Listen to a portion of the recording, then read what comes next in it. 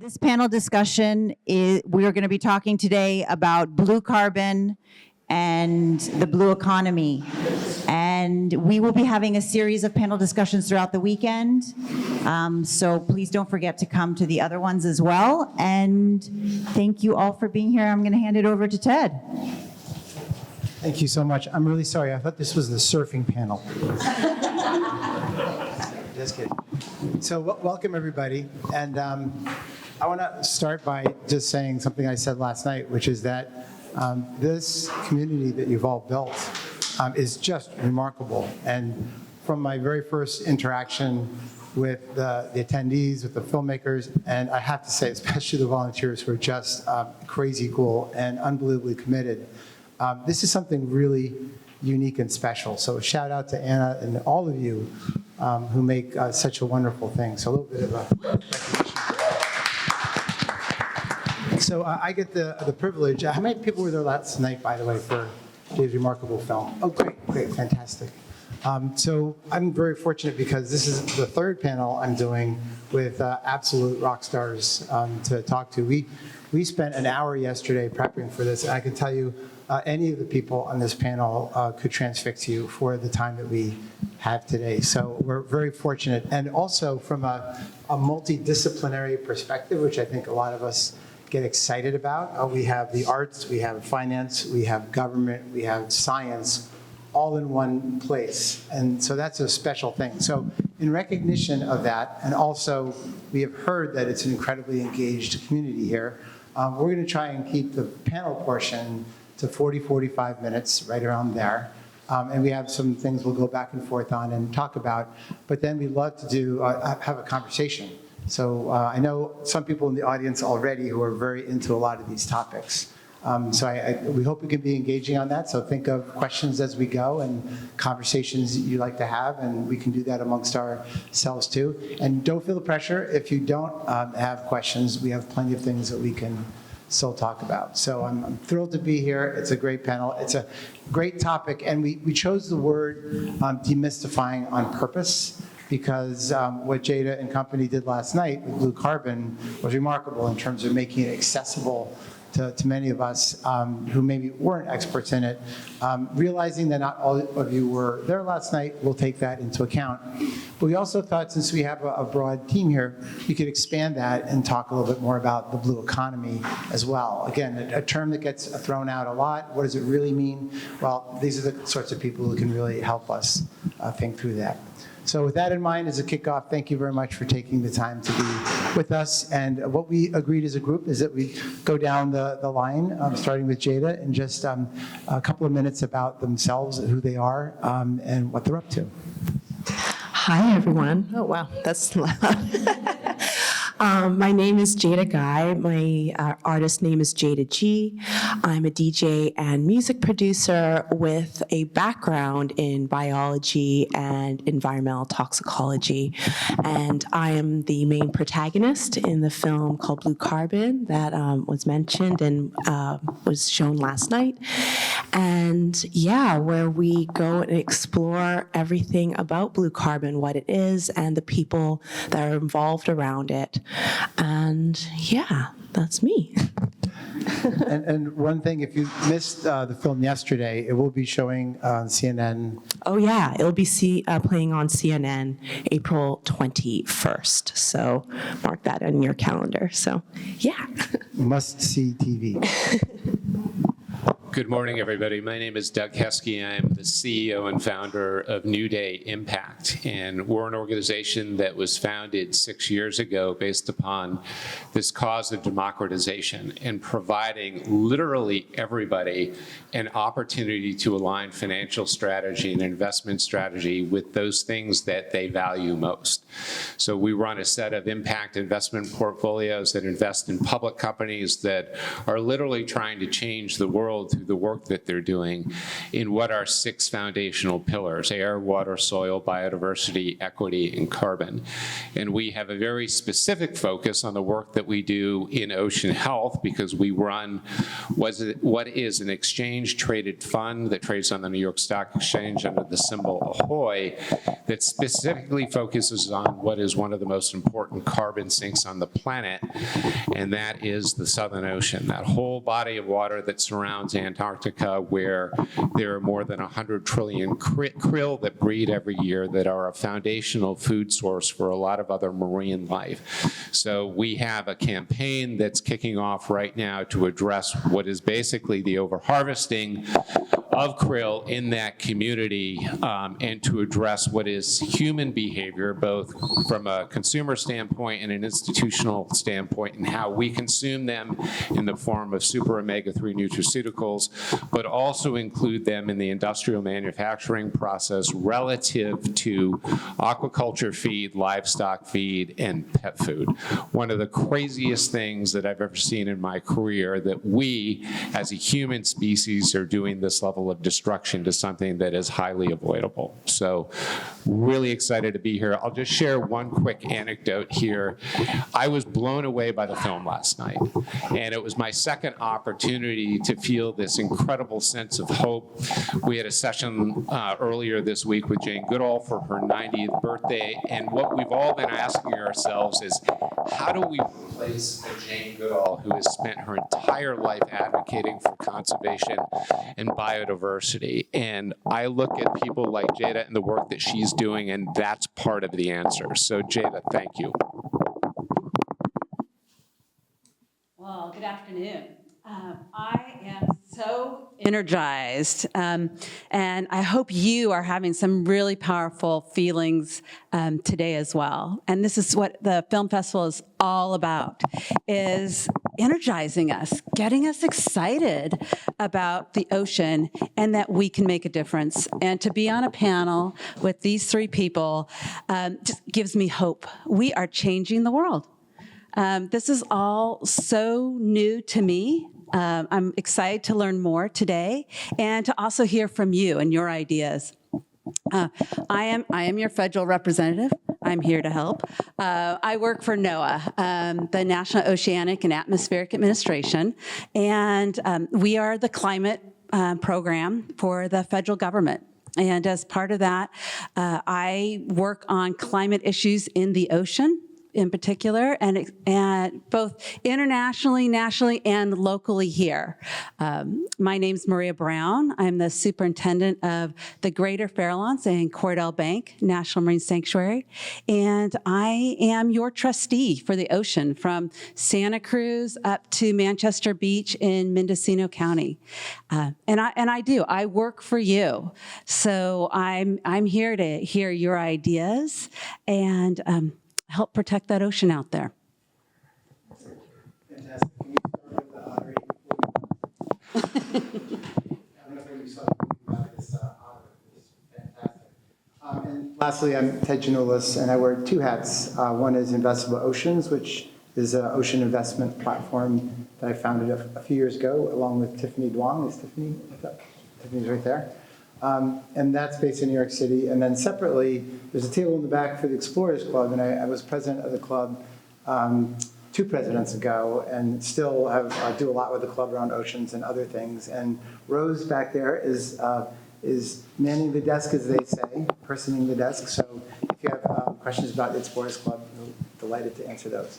So we're going to jump right in now, and we're going to start with something that Jada said yesterday during our lively prep session, and she threw out 3 words: interdisciplinary, community, and hope. And I think we all had the same reaction, which was, that feels like a really great launching point for our conversation. So maybe a little bit more about those words, if it's okay. Yeah, I think yesterday you were asking me what are kind of the 3 takeaways from the film. And the main thing is that the film really puts together, tries to put together music and nature, two things that you don't necessarily see together just in general. And that was really something important for us to aim for within this film, just so that we could bring more people to the table when it comes to fighting climate change and just being interested in the environment in general. So that's the interdisciplinary part. And then as the film goes through, the main kind of takeaway is that community is so, so important. We go to different places all over the world. We go to Vietnam, Senegal. We end up ending the film mostly in Colombia, where there's this amazing community there where they have taken it upon themselves to take care of their home, the mangroves, and to do whatever they can to do that. And that is really such the big takeaway, that community and home is so important. When you band together, you have so much more power. And also to be taking care of what is with you, what's in front of you, your home. And then in terms of hope, the film really is trying to give solutions. I know for me, myself, I know when there's so much, doom and gloom, because it is true when it comes to climate change, that doesn't galvanize me. That doesn't get me out of bed and get me going in the morning to try and fix these things and find solutions and be a problem solver. It actually does quite the opposite. And so that's why I'm just so proud of this film, is because it really does bring hope and solutions to the table so that people feel empowered, because I think that's the most important thing when it comes to fighting climate change. So, yeah. So well said, thank you, and what a great way to launch the conversation. So we might, Doug, we're going to come back to you, but maybe skip over to Maria for a moment and to stay with the hope idea. So there are a lot of different versions of hope in the oceans, and some of the terminology that's out there is 30 by 30, marine protected areas, hugging cells, pristine seas, and of course, Sylvia Earle's hope spots. How do you visualize all those different pieces? How do they fit together? Yeah, it's they fit together nicely. It's kind of like the Russian doll analogy, that we encompass each other. If we start, let's say, at the state level, the state has marine protected areas, and they're small, they're very specific, they deal with fish, and they're protecting fish for future generations. And then we can go up to that next level, and we have marine sanctuaries. Marine sanctuaries are large marine protected areas. They're federal. And they offer a suite of protections, from you can't dump anything into them, you can't disturb the seabed. And so they look at the biodiversity. They're focused on biodiversity. So that gives us that federal protection. And then we have international designations, the UN, and we actually are super fortunate to be one of these UN designated areas right here, the United Nations Biosphere Reserve, where it looks at connecting the land to the sea, which is quite unique. There's not a lot of these on this planet. We're one of a few, and it's where the mission is to increase sustainability, that we as humans are part of the environment, and it's being a model for the rest of the world of how we can live sustainably on the land and in the sea, to show the world that it can be done. And it's having these concentric circles or Russian dolls of protections, where you have the no-take of fish, to the biodiversity protection, to the larger managed areas. And that's both for land and sea and how they connect. And then for Mission Hope Spots, that is really to help bring attention, and there'll be an announcement in the fall about some new Mission Hope Spots here, but to bring international attention to these really important marine areas around the globe, that for our future, we really need to think about how we can protect them, what we can do, and to expand just world recognition of them, so that either local governments, national governments, or communities can organize around their protection. And so that question about like these different points around the globe. We're going to put that back to Maria. And sometimes there's this debate about, is it one ocean or is it multiple oceans? And there's this, if you've seen the Spillhouse projection, it's a map of the world where you realize that the oceans are literally connected. So that's one lens to say that it's all one complicated, vitally important ecosystem. But then when you experience the ocean in different places, it feels like there are things that are really endemic to just that place, whether it's the community or the culture, the people. So I'm curious, you were talking about Chumash yesterday. I'm just curious about how you look at how much things are centered on particular space versus universal things that cross-cut all these locations. Yeah, that's an interesting question. And just first to go back to your original point about one ocean, how I like to think of the planet is that it's a body, like a human body, and the ocean is the blood. The water in the ocean is the blood running through the planet. And just like us, that blood runs through our whole body. It circulates. That's the ocean. It's the blood of our planet that's circulating. And that if you hurt one part of your body, that can affect another part of your body. Same with the planet. If we hurt one part of the planet, it can affect another part of the planet. And so it's all connected. We're all one. And at the same time, just like our body has unique parts, the ocean or the planet has unique parts. And I just came back, actually, this week from a cross-Pacific exchange with indigenous leaders and tribal leaders from the South Pacific, Pacific, and West Coast, and got to hear their stories about exactly what you're saying, is that it was very strong, a very emotional meeting, how we are one people, and also how there is special connections to places, especially for the indigenous communities, the tribes, is that for the Chumash down in, that's the San Luis Obispo, Santa Barbara area, that they see that place as their ancestors.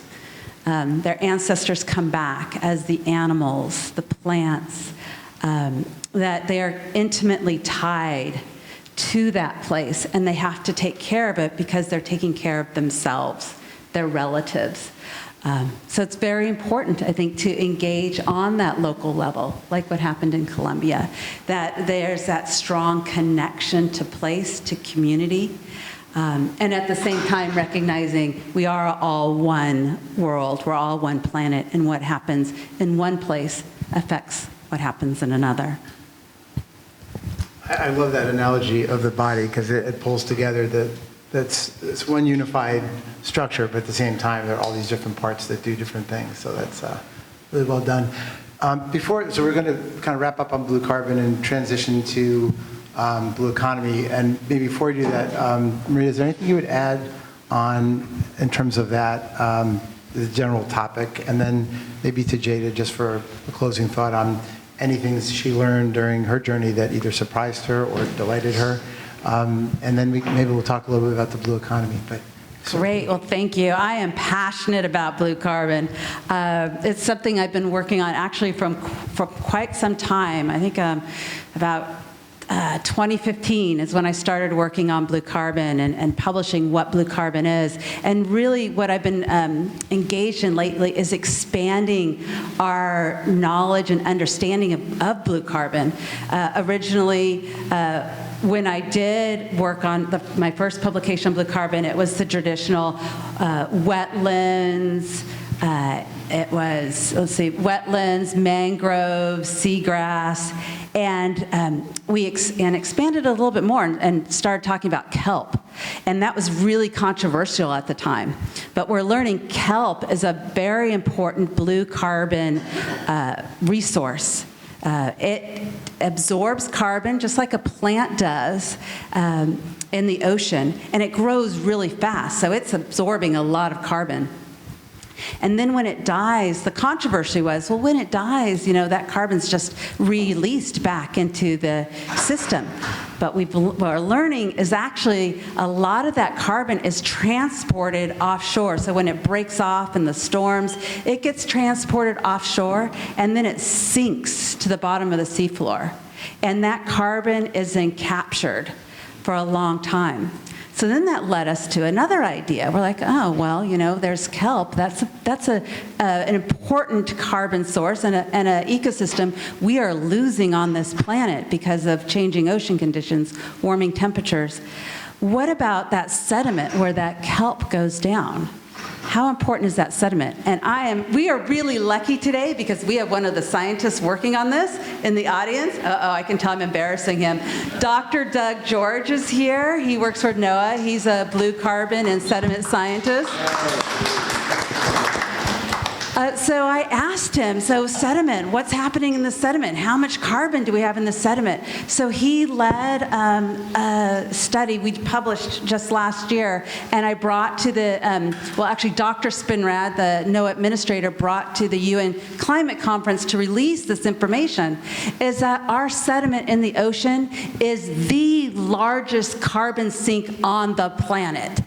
We talk about the land all the time, but it's our oceans. It's that deep ocean sediment is where those whales are dying, and it's getting captured for thousands of years. The kelp is getting transported offshore, sinking, getting captured in that sediment, lasting for thousands of years.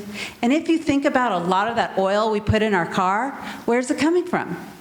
It's coming from the ocean. It's coming from those deep sediments. It's that carbon that's been stored for thousands of years. So we need to think about what we're doing to the seafloor. We need to think about ocean mining, because we're doing that to hopefully save this planet, but there's a lot of carbon in that sediment we're disturbing. So we need to think about unintended consequences. When we first transitioned to oil, we were stopping hunting whales. We were using whales for our energy. And using oil was a new way of protecting whales. And now we found out that it has a lot of unintended consequences. So we need to think the same way about mining the seafloor and what those unintended consequences will be before we move forward with any large-scale development, because we may actually be reversing what we're trying to accomplish. So I guess you got to hear some of my passion. I am very passionate about blue carbon, and there's a lot of different ways we store blue carbon in the ocean. Sediment, number one, megafauna, another one that we're not talking about, kelp, in addition to those really important near-shore habitats that we're a lot more familiar with. Fantastic, thank you. That's really rounding out the whole idea, I think, of blue carbon for folks. And maybe, Jada, back to you for the blue carbon thoughts on your journey, and what was that like? Any way you want to take it. Were there surprises? Were there things that horrified you, that delighted you as you went in your learning process? Yeah, no, learning about blue carbon was amazing. I never really thought about it. I never had heard about it previously as well. And it was really cool because as you're watching the film, it's the same amount of time that I was discovering about blue carbon. So as I first go to Vietnam, I'm learning, okay, here's this mangrove that was devastated by Agent Orange during the Vietnam War, and then it was replanted and then came back, and then we end up going to Senegal, we go into Colombia, and each bit along the way, I am gathering more and more information. And I think the biggest thing that, there's so many, obviously, big main points to take away from the film and for me personally through this journey. But the biggest thing, I think, is that again, with community, that it's the people that live in these places that are so important. And because they know their home, just like you were talking about First Nations people who, they know their home, they believe that their ancestors are there. These are people who have seen many, many generations living in this area, and they know the area, they know the plants, they know what it's supposed to look like and how to keep it alive and thriving. And that's so, so important. They have an empathy that is really lost in the Western world. And the other thing thing that was also super important is just the discrepancy between who is actually causing climate change versus who is feeling the effects of climate change.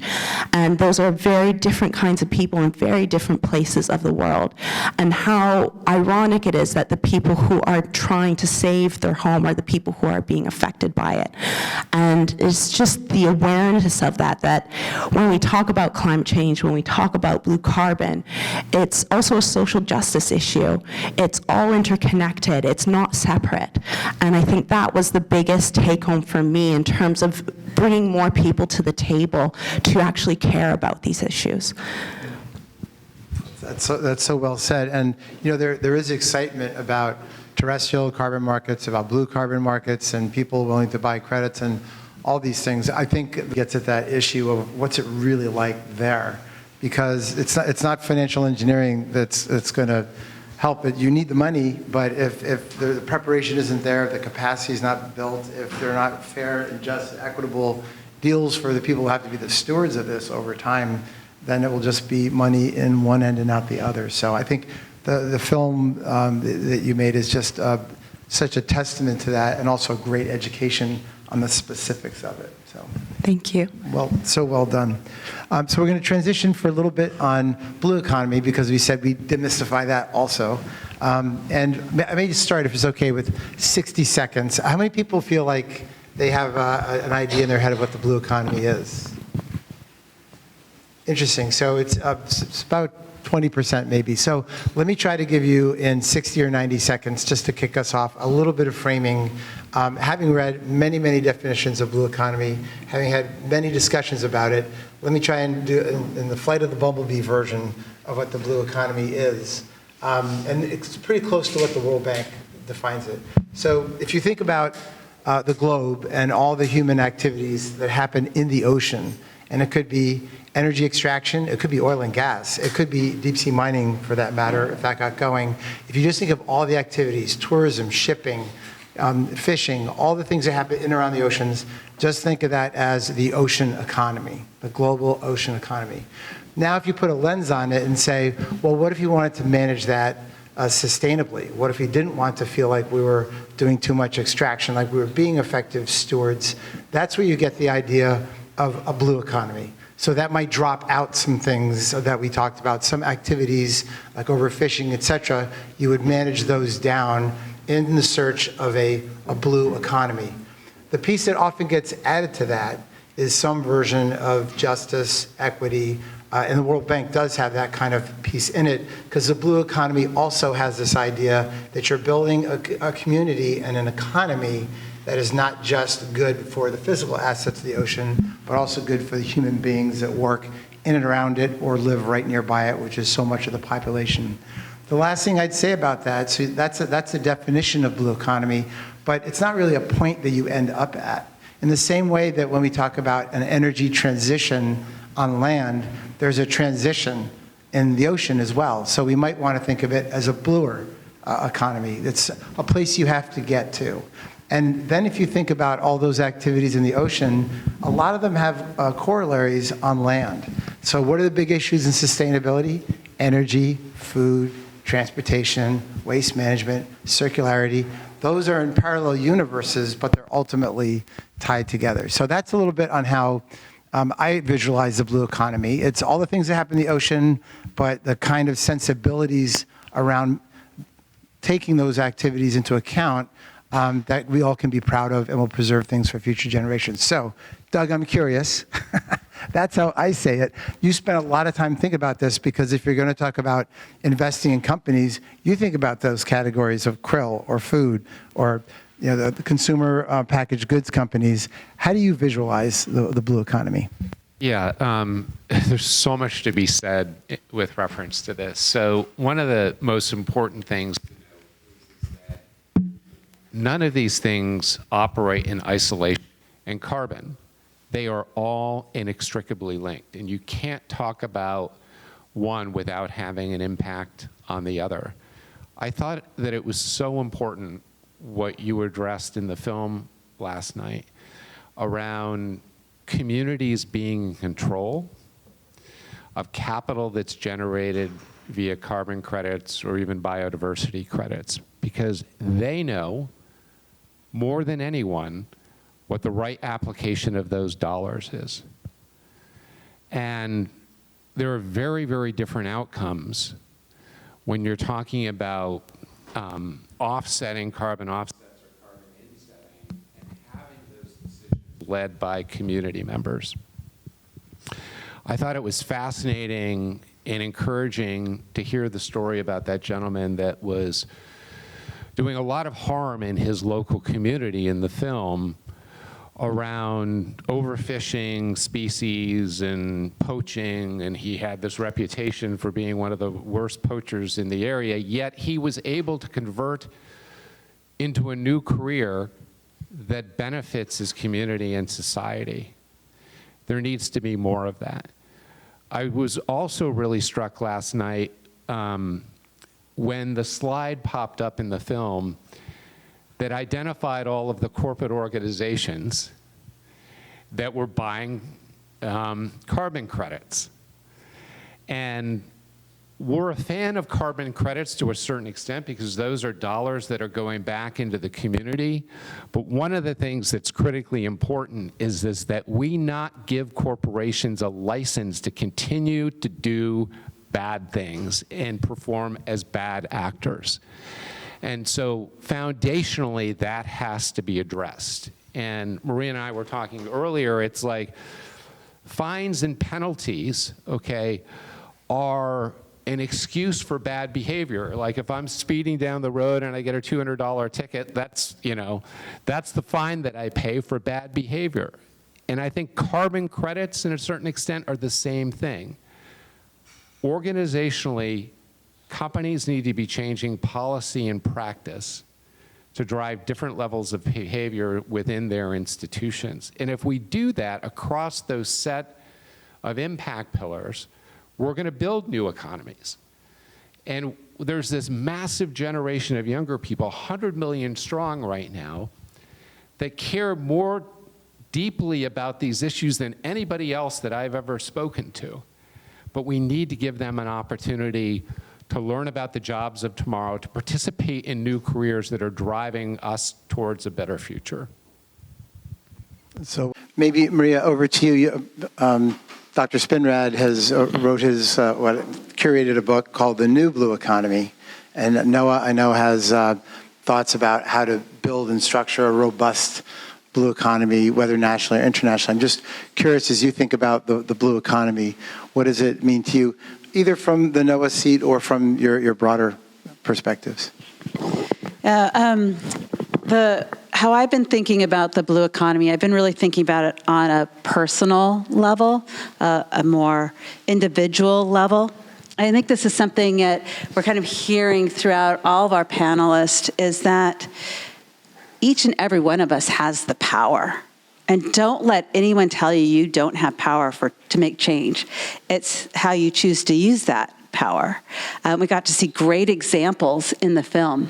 And I think, Jada, you are an amazing example of using that to spread that message, that what we do, our decisions affect the world. And it can be small things. It doesn't mean you have to have a career in this field. It could be how you invest, how you spend your money, the products you buy. And I can give you a concrete example of how you have this power. We are working to slow ships down, container ships down, because they go too fast, they hit whales, and whales die. If you go slower, they're much less likely to be lethal. It's less likely a whale will actually die. So we've been working with ships to slow down. And I met with representatives of the shipping company, and I said, you know, how can I help you help me in slowing ships down? And the answer I got was that our corporate executives are very concerned about public opinion. They want to look like they're the good guys. So if the public doesn't want us to hit whales, if they get that message, it means a lot to them, and it means a lot to their shareholders. And this was just by chance. Another little example of actually how this is true. One of the employees at the sanctuary went to her child's school and talked about, oh, this is what I'm doing. I'm helping to protect whales, slowing ships down. And here are some of the companies that have been working with us. And the kids all wrote thank you letters to the company. The company shared with the board of directors, and they then responded back to the school and did a media campaign of how they were going to be 100% compliant with slowing ships down. And this is actually the largest shipping company in the world, MSC.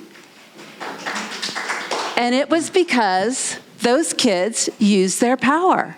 They thanked the company, they said what they wanted, and the companies want to look good. So whether it's that you're writing to companies and telling them what you want, it's what you're buying. Actually, those big box stores, the Costco's, the Walmarts, the Targets, we're working with them actually right now because they are very concerned about consumer buying habits, and they want to keep you buying at their stores. So they want to look good. So keep making those conscious purchases and make your voice heard. A final question for Jada, because you're talking about reaching broader audiences. And one of the things that came through so powerfully yesterday was the way music and conservation and community all connected, first with Sylvia and Yo-Yo Ma's film, but then very powerfully in yours. So maybe just as a close before we take questions, just a reflection on how music and community and your interests in science, what was that experience like? Yeah, I think first and foremost, it's just me. That is who I am. I have a background in biology and ecology, and I did my master's in natural resource and environmental management, specialized in toxicology, and then somehow made a really sharp right turn into being a DJ. And so but telling my story, I think, was the most important thing in terms of even getting to be in the film to begin with. And sharing my story and showing that you don't have to be a one-dimensional person. You can create your own idea of whatever it is. And I think that's been the really cool thing when it comes to this film, is seeing so many of my fans saying, either me too, I have multiple interests, and just because I'm working in one thing doesn't mean I can't, get involved and do another. Or, it inspires them to also just pursue other dreams. I have a friend who she's started as an architect, and now she's working in music as well, just because she believes or seeing that it's possible to do both things. And so I think that goes further with this film in terms of bringing music and science and nature together, that it's possible to think outside the box. I think I can't stress how important that is. Like working in academia, and some of you guys know this very well, that it's very much an echo chamber. We are talking to the same people over and over and over again, and that isn't going to create change. We need to think outside the box and talk to people who aren't in the room, who don't even know the room exists, and that's, I think, the biggest thing that's important about this film, is that I want to reach an audience that would never have even thought that they would be interested in the environment.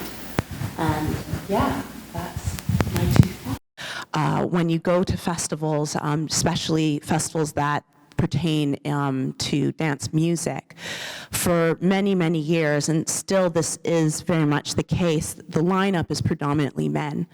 And so there was a time where a lot of artists galvanized together to say on their riders, on their contracts, saying, I'm not going to play at your festival unless you have a certain percentage of women on the lineup. And this is something that we are currently working to do on our end, except with the environment, saying, hey, we are going to put, a certain amount of money towards the environment. Do you want to match us? And that way, it doesn't put all the responsibility on the ticket buyers. By them just attending the festival that they already want to go to, they will be able to contribute to fighting climate change. So that's one way that we are trying to work towards behind the scenes. Also, a lot of festivals, it's really confusing to me personally, a lot of festivals are working to be more sustainable, but it's not public knowledge. There's a lot of amazing companies and groups out there that help to consult festivals to figure out specifically what can they do within the structure that they have to do better, essentially, whether it's with recycling or, composting all the extra food. The challenge is that, at least here in the United States and in most developed nations, that we work in free market economies, and there are always going to be organizations that try to take advantage from a marketing and sales perspective as to what's going on. I think one of the biggest problems that we have today is relative to data. The data set that companies, the data set that organizations, particularly investment organizations, rely on is horrible. 90% of the data out there as furnished by the big data organizations, from our perspective, is useless. 10% is incredibly valuable.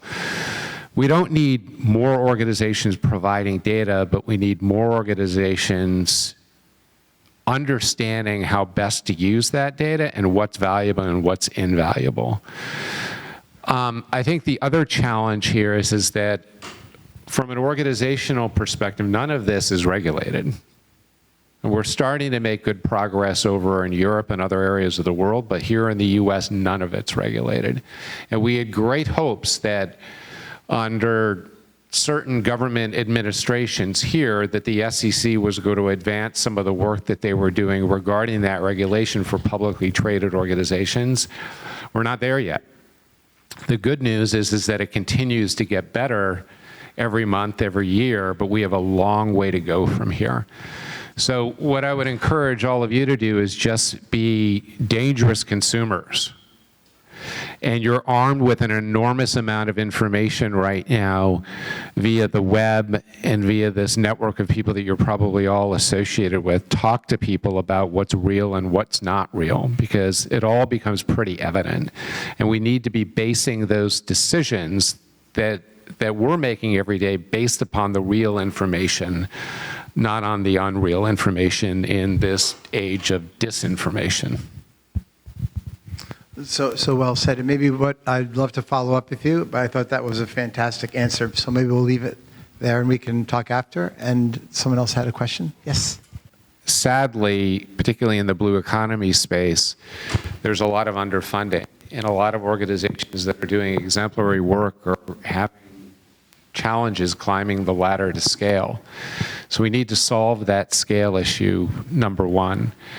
And, part of that is information as well, because I think there's a lack of information in the mass market for people to participate. So, but we need to get VCs and private equity organizations to look at this space differently than, frankly, how they've looked at it in the past. So subsidies, I think, are an important part of it.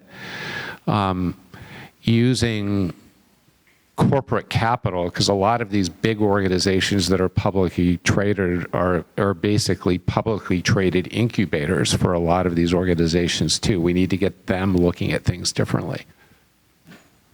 I think too, if you think about subsidies are a great point. And then broadly speaking, a lot of ocean change has been driven by donors. And that could be a foundation, an individual, a government, a multilateral bank. And then on the other extreme, you have these capital markets that people dream about, and they say, well, the bond markets and stock markets are $100 trillion markets. Why can't we just hive off a little bit of that for these things?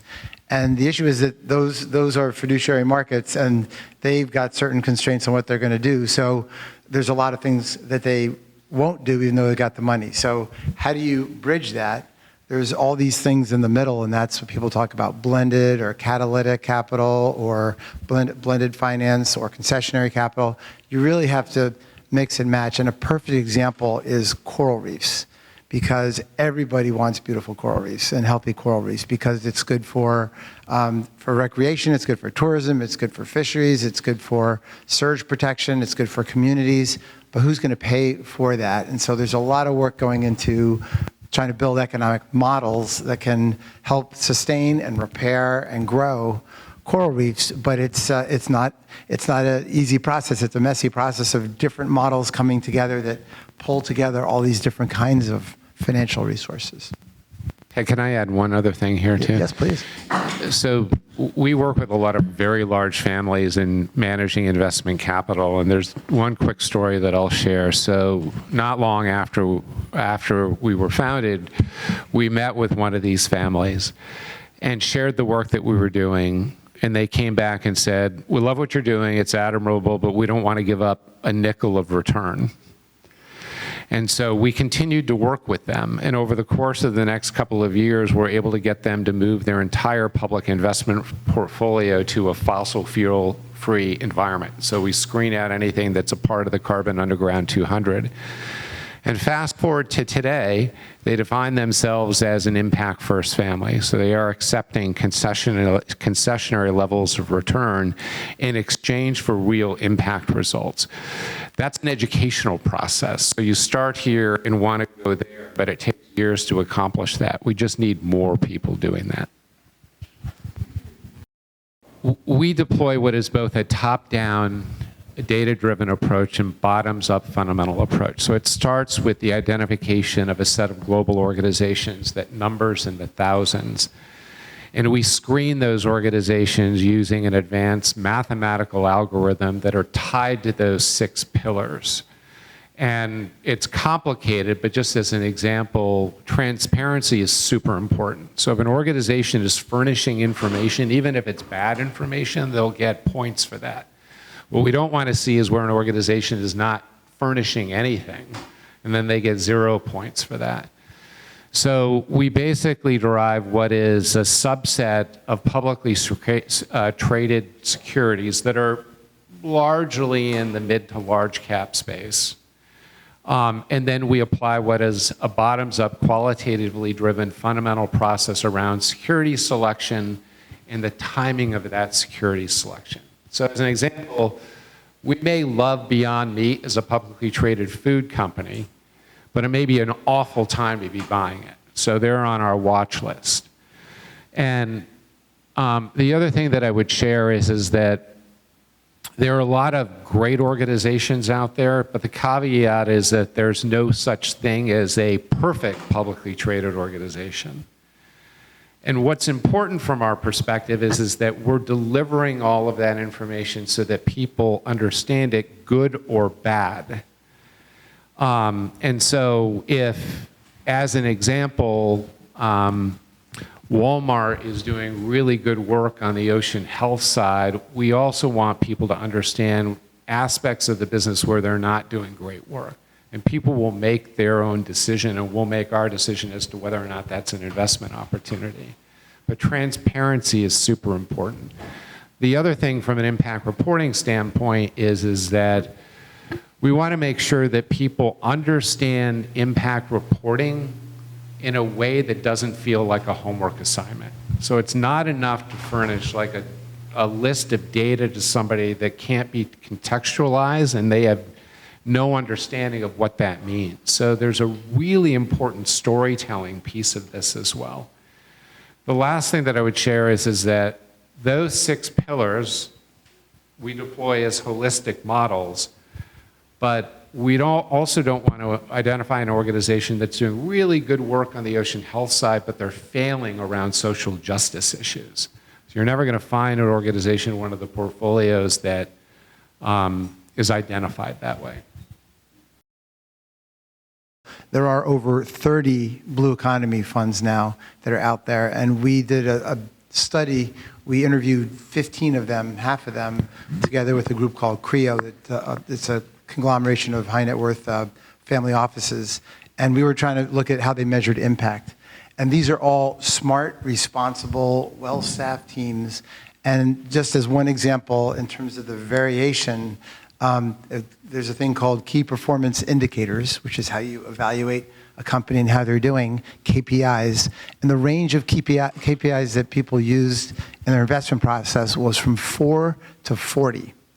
Those are all talented people, smart people, well-intentioned people. So there are actually a diversity of points of view. So when you choose a money manager, spending enough time with them to know that you say, you know what, that makes sense. And that is the kind of thing I agree with. Because to your point, you'll never be able to get into all those details. You're sort of asking your fiduciary to do that. So spending enough time with them to say, I feel aligned with that general approach, I think is really important. The other thing that I would share, there's an organization that we work closely with from an advocacy and shareholder engagement perspective, and it's As You Sow, that's based in Oakland, California. So we get a lot of information from them. So use them as a resource because they do a lot of ratings on funds that you can participate in. The other point that I would make is relative to Ahoy, which is our ETF. When you create these portfolios, you're bringing your own perspective into it and the perspectives of your team members as professional investment people. And then you've got analytical services externally that are evaluating that particular portfolio. Well, in 2023, Ahoy was out of more than 100 impact funds was rated number 2 for its impact, which we felt really, really good about. And I shouldn't say that I was surprised, but you're never quite sure what those impact results are going to look like as well. So Jada, a huge thank you and congratulations again on just an epic achievement. And thank you for being with us. Doug, Maria, thank you so much. And thank you for the great questions and for being a wonderful audience. And on to see more films. Thank you.